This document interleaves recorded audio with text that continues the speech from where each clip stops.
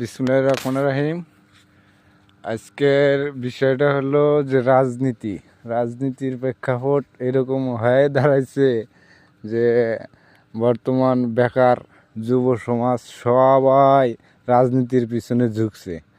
কারণ বাংলাদেশে mega project নাই, বাংলাদেশে ভালো বড় কোনো কোম্পানি নাই, বাংলাদেশে সেই রকম কোনো ব্রিজ, অনেক বড় বড় প্রজেক্ট এগুলা সম্পূর্ণ বন্ধ।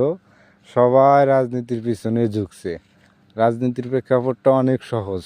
বড় ভাইদের নিয়ে পোস্ট করা, বড় ভাইদের নিয়ে প্রতিদিন ফেসবুকে নানান ডিলের ছবি দেওয়া, এইসব করলেই রাজনীতি করা যায়। রাজনীতির প্রেক্ষাপটটা এরকম হয়ে দাঁড়াইছে যে এখন যারা আগে যারা বাজারে ঘোরাফেরা করতো, এমনিতে বসে থাকে, বাড়িতে কোনো কর্ম নাই, তারাই রাজনীতি করে।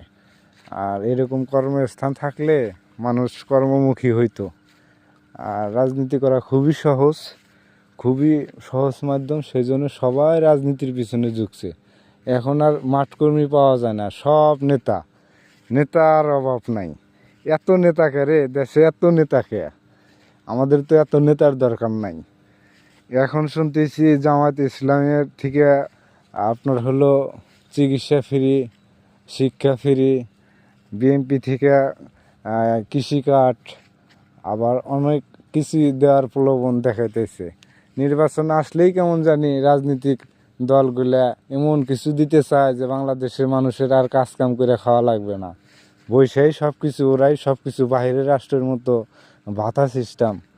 মূলত আসলেই কিছুই না, ভোট শেষে যার যার জায়গায় যে কর্ম করে ওইটাই করে খাওয়া লাগবে। এখন শুধু খালি প্রলোভন দেখায় ভোটগুলা হাতায় নেওয়া। মাঠে নামছে, মাঠে কৃষক, জেলে, কামার, তাঁতি সবাই যার যার জায়গা থেকে যার যার দলের ভোট চাচ্ছে।